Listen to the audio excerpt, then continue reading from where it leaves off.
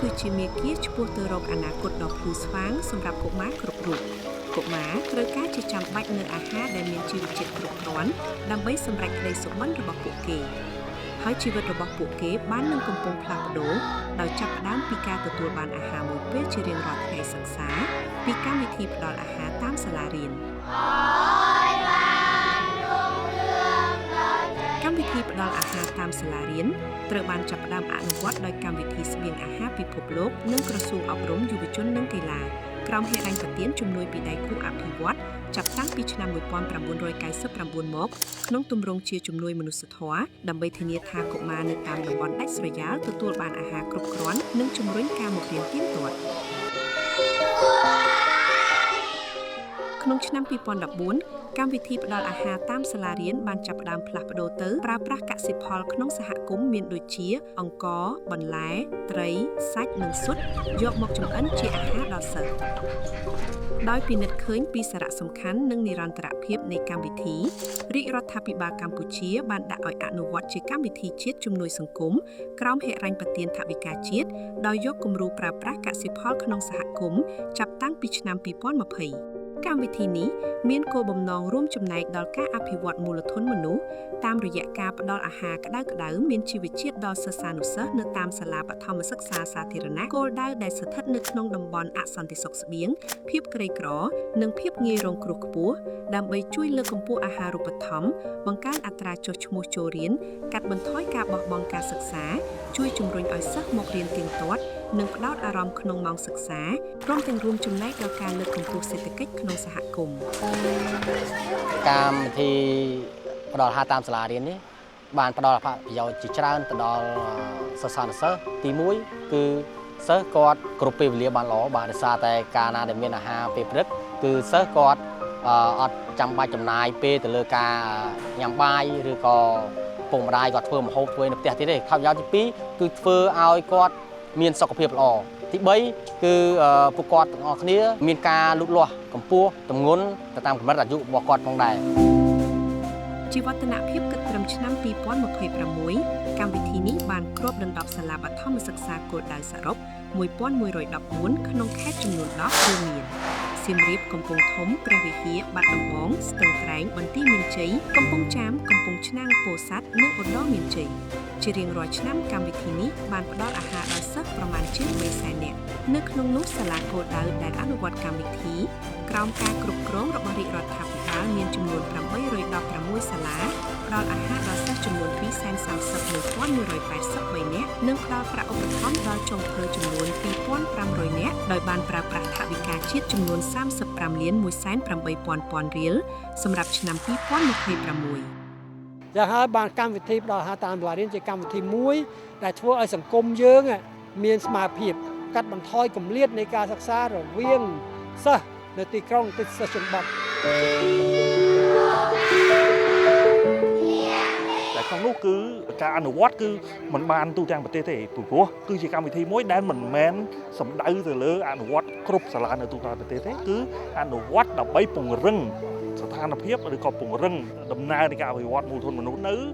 ទីតាំងគោលដៅដែលទី1មានអត្រានៃភាពក្រីក្រខ្ពស់ហើយនិងទី2គឺមានសន្តិសុខស្បៀងនៅមិនទាន់មានស្ថិរភាពដែលឆ្លុះបញ្ចាំងតាមរយៈការចុះឈ្មោះចូលរៀនមិនទាន់ពេលអត្រាបោះបង់ការសិក្សាខ្ពស់អត្រាក្រេះក្រិននិងភាពស្លេកស្លាំងនៃកុមារជាដើមដែលតម្រូវឲ្យរដ្ឋាភិបាលបោះជំហានឈានចូលដើម្បីជំរុញទៅក្នុងទិដ្ឋភាពទាំង3នេះទិដ្ឋភាពសុខភាពទិដ្ឋភាពអាហារូបត្ថម្ភនិងទិដ្ឋភាពអប់រំដែលបានលើកឡើងជាពិសេសគឺជំរុញសមត្ថភាពក្នុងការស្រូបយកការអប់រំការទទួលបាននៃការអប់រំដែលដែលអនាគតថ្លៃជាពលរដ្ឋរបស់ប្រទេសជាតិយើងលោកជំទាវបណ្ឌិតពេជ្រច័ន្ទមនីហ៊ុនម៉ាណែតស្ត្រីទី1នៃកម្ពុជាបានបង្ហាញសកម្មភាពគាំទ្រយ៉ាងសកម្មដល់ការអនុវត្តកម្មវិធីផ្ដល់អាហារតាមសាលារៀនដោយប្រើប្រាស់កសិផលក្នុងសហគមន៍ដោយសង្កត់ធ្ងន់លើតួនាទីពហុវិស័យក្នុងផ្នែកអាហារូបត្ថម្ភការអប់រំនិងការអភិវឌ្ឍជនបទនាងខ្ញុំសូមពង្រឹងនៃការប្រើប្រាស់ផលិតផលនៅក្នុងសហគមន៍ការដាំបន្លែជុំវិញសាលារៀនគឺមិនត្រឹមតែបង្កើននូវគុណភាពអាហារនៅក្នុងសាលារៀនប៉ុណ្ណោះទេប៉ុន្តែថែមទាំងជួយដល់គាំទ្រជួយដល់ជីវភាពកសិករបង្កើនសេដ្ឋកិច្ចមូលដ្ឋាននិងបន្តស្មារតីពង្រឹងសហគមន៍ អត់ពឹងផ្អែកលើខ្លួនឯងបានប្រសើរឡើង កម្មវិធីនេះត្រូវបានមើលឃើញជាក់ស្ដែងថាសិស្សានុសិស្សមានវត្តមាននៅក្នុងថ្នាក់រៀនទៀងទាត់អាចផ្ដោតអារម្មណ៍លើការសិក្សានិងទទួលលទ្ធផលនៃការរៀនសូត្រកាន់តែប្រសើរនៅពេលកុមារបានហូបអាហារឆ្អែតនិងត្រៀមខ្លួនរួចជាស្រេចក្នុងការសិក្សា ការកាត់មកហូបនៅសាលាទៀងទាត់ចឹងទៅគាត់អត់សូវមានជំងឺឈឺស្កាត់ណាចាហើយការរៀនសូត្រប្រកបប្រសើរជាងមុនដោយថាពីមុនអត់សូវមានមកហូបអីសាលាចឹងយើងផ្ដល់មកវិទ្យាក៏ហូបមិនទៀងទាត់ហើយមិនគ្រប់គ្រាន់ហើយការរៀនសូត្រប្រកបខ្សោយដល់តែគាត់បានញ៉ាំអាហារនៅសាលារៀនបើតាំងពីបង្កើតមកនឹងមកកូនខ្ញុំផ្លាស់ប្ដូរច្រើនណាស់សុខភាពក៏ល្អរៀនក៏ឆ្លាតជាងមុន ខ្ញុំមានអារម្មណ៍សប្បាយដែលខ្ញុំបានចូលធ្វើការនៅចុងភៅនៅកន្លែងហ្នឹងពេលខ្ញុំចំអិនមកហូបឲ្យពួកគាត់ញ៉ាំខ្ញុំមានអារម្មណ៍សប្បាយចិត្តហើយមានទំនុកចិត្តដែលសារខ្ញុំធ្វើទៅមានអនាម័យខ្ពស់ហើយធ្វើឲ្យគាត់ហ្នឹងមានសុខភាពល្អ ខ្ញុំទទួលបាន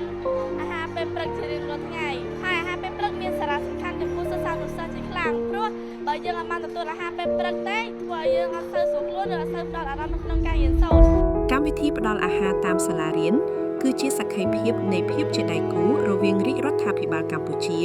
ជាមួយភ្នាក់ងារអង្គការសហប្រជាជាតិនិងដៃគូអភិវឌ្ឍន៍ដូចជាក្រសួងកសិកម្មអាមេរិក USDA ទីភ្នាក់ងារសហប្រតិបត្តិការអន្តរជាតិកូរ៉េកុយកានិងដៃគូផ្សេងៗទៀតព្រមទាំងសហគមន៍មូលដ្ឋាននៅកម្ពុជា And this program is more than just a meal. It's an investment in Cambodia's human capital and future. What I have is communities standing together, shoulder by shoulder. Teachers, cooks, farmers, everybody here to contribute to the shared objective that the future for Cambodia is a healthier and more educated generation. The future of WFP here is to manage technical assistance. We want Cambodia to be able to be the teacher in this world that we live in for the future of not only Cambodia, but the future of Cambodia's leaders. កម្ពុជាយើងបាននឹងកំពុងអនុវត្តនៅកម្មវិធីនេះដ៏ល្អប្រសើរហើយមានគោលដៅក្នុងការធ្វើឲ្យកម្មវិធីនេះកាន់តែប្រសើរទៅតាមគោលនយោបាយរបស់រាជរដ្ឋាភិបាលយើងដែលក្នុងនោះមានគោលនយោបាយពីរចម្បងទី1គឺក្របខ័ណ្ឌគោលនយោបាយជាតិគាំពារសង្គមឆ្នាំ 2024-2035 នេះមួយហើយនិងមួយទៀតគោលនយោបាយផ្ដល់អាហារតាមសាលារៀនរបស់រាជរដ្ឋាភិបាលដែលបានអនុម័តរួចហើយដែលកំពុងតែអនុវត្តនៅក្នុងប្រជាជាតិកម្ពុជាយើង ខ្ញុំក៏សូមអរគុណទៅដល់រាជរដ្ឋាភិបាលដែលបានដាក់នៅកម្មវិធីស្បៀងអាហារតាមសាលារៀននេះផងដែរបាទហើយក៏សូមសំណូមពរថាសូមរដ្ឋាភិបាលនៅតែបន្តហើយសូមឲ្យពង្រីកធ្វើម៉េចឲ្យបានគ្រប់សាលាទូទាំងប្រទេសកម្ពុជាយើងទាំងអស់តែម្ដង សូមអរគុណរាជរដ្ឋាភិបាលដែលគាត់ជួយ